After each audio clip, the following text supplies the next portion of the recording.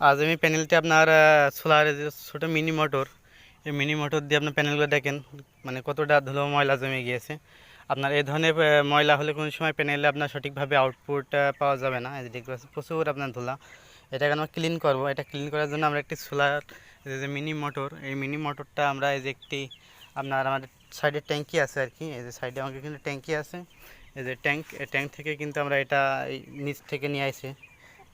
এটা নিয়ে আসে আমরা এখানে আপনার প্যানেলটি ক্লিনিং করব। এই যে যে পাইপটা কিন্তু মিনি যে মোটরে লাগাই দিয়েছে সোলার প্যানেল থেকে ছোটো মোটর। এই যে দেখতে পাচ্ছেন এখানে প্যানেলে যুক্ত হয়েছে। আমাদের পানির স্পিডটা দেখেন, প্রচুর স্পিড আছে পানিতে, আপনারা দেখতে পাচ্ছেন। এটা আমরা এখানে এইভাবে কিন্তু হেভি স্পিডটা দেখতে পাচ্ছেন, প্রচুর স্পিড কিন্তু পানিতে। আমি প্যানেলটা কিন্তু এখন ক্লিয়ার করছি, আমার প্যানেলটা কিন্তু একদম সঠিকভাবে আউটপুট দেবে। এটা পরিষ্কার করছি।